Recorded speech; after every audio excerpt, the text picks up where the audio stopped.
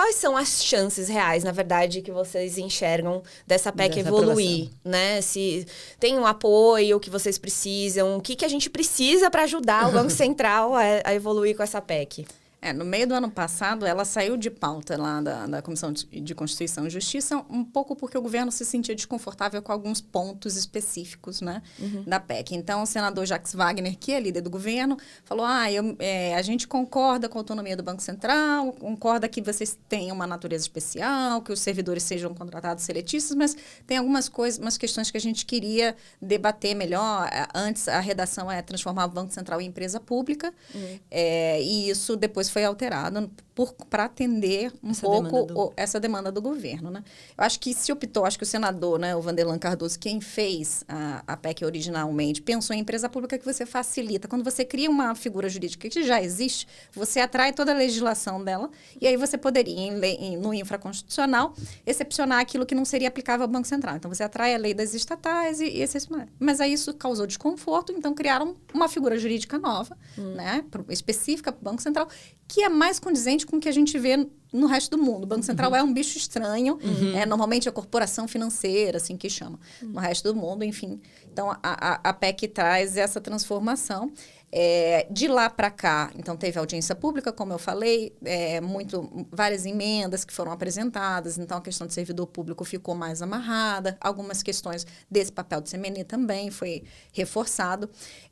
Desde janeiro, o presidente Gabriel Galípolo vem se encontrando com Casa Civil, Ministério da Fazenda, Ministério de Gestão e Inovação, para chegar num texto que o governo apoie publicamente. Eu acho que já se avançou bastante, foram várias reuniões esse ano.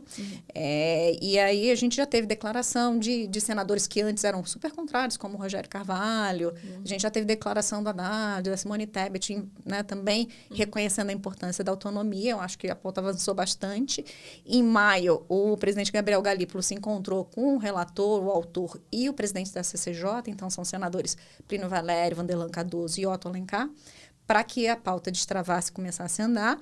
A promessa do Banco Central para esses senadores nessa reunião que houve era que se enviasse sugestões de consenso Banco Central e governo no dia 30 de maio. Acabou que veio a questão do IOF, atropelou um pouco a pauta, enfim. Mas a gente acha que agora que retornaram os trabalhos legislativos, né, depois do recesso, a pauta vai voltar a andar. Até porque teve uma novidade na semana passada. O senador Plínio falou, eu vou apresentar um novo relatório e pretendo incluir uma nova emenda por causa do PIX. Então, como o PIX está muito em evidência, e ataques falando, o PIX pode ser cobrado, o PIX vai para o mercado. Enfim, ele pretende, isso saiu já publicamente, ele pretende incluir uma emenda deixando claro que o PIX continua gratuito para pessoas físicas, né? Que o PIX seria gerido pelo Banco Central e sendo vedada a sua concessão para qualquer outro ente público ou privado.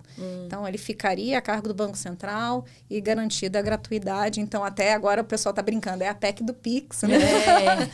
Que é a PEC que vai defender... PEC PIX. A PEC PIX, que vai defender o PIX de qualquer possibilidade de ingerência, enfim.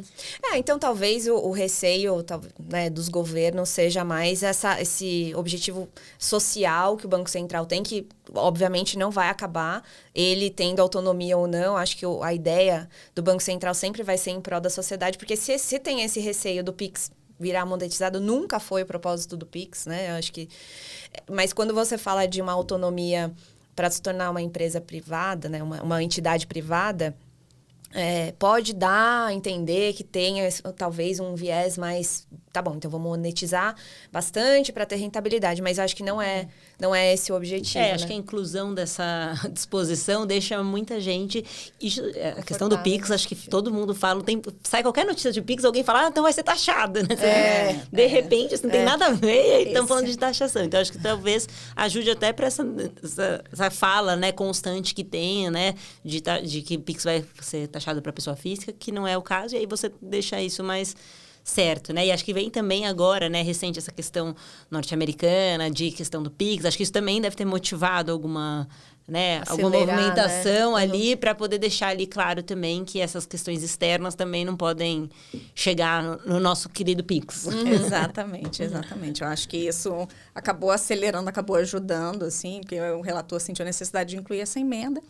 E é engraçado você falando do Pix, né, e da PEC do Banco Central. Semana passada, o presidente Galípolo estava num evento no Rio de Janeiro e ele até falando, não, porque tudo agora é porque a PEC do Banco Central vai acabar com a Copa do Mundo Brasil, vai acabar o Carnaval no Rio de Janeiro. Tem muito mito aí, muita fake news rolando, mas o fato é que é um projeto institucional, né? Então, era defendido pelo presidente anterior, Roberto Campos Neto, é defendido pelo atual presidente, defendido por toda a diretoria do Banco Central, porque é um projeto institucional importante de fortalecimento do Banco Central. E que os servidores também estão engajados nessa... Então, apesar daquele desconforto inicial que eu falei, né? Hoje, né? Pelo menos a gente a associação representa 840 auditores ativos, auditores entre ativos e aposentados, né? De um universo de 2.000 auditores que estão em atividade dentro do Banco Central. Então, dentre esses auditores ativos, é consensus que é importante a autonomia do Banco Central para a instituição como um todo. Perfeito.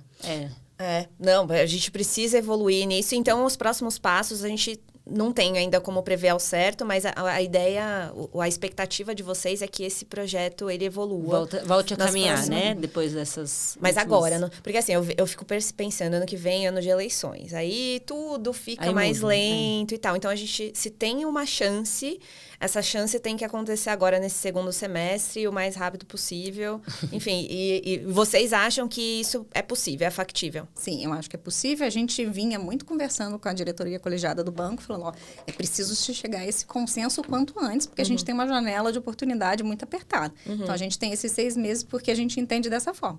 Que no ano que vem é muito complicado, você tem polarização, você tem toda a questão eleitoral envolvida, nenhuma pauta desse tamanho vai ser votada, aprovada, discutida, né? Então, a gente entende que a janela de oportunidade é agora, mas já teve sinalização do relator que vai apresentar um novo relatório para ser votado o quanto antes e aí caminhar. Então, a gente tem como próximos passos. Então, aprovar na Comissão de Constituição e Justiça do Senado, depois vai a plenário do Senado, 2 turnos, quórum qualificado, depois vai para a Câmara dos Deputados, aí são 2 comissões, CCJC e Comissão Especial, para depois plenário da Câmara e, enfim, a gente ter isso aprovado o quanto antes, porque é importante para o Banco Central e importante para o Brasil como um todo, né? Porque a gente está no dia a dia da população. Mesmo que as pessoas não se deem conta, a gente está no dia a dia quando você faz todo mundo. De todo mundo o tempo qualquer inteiro, pagamento, enfim, a gente está... Exatamente.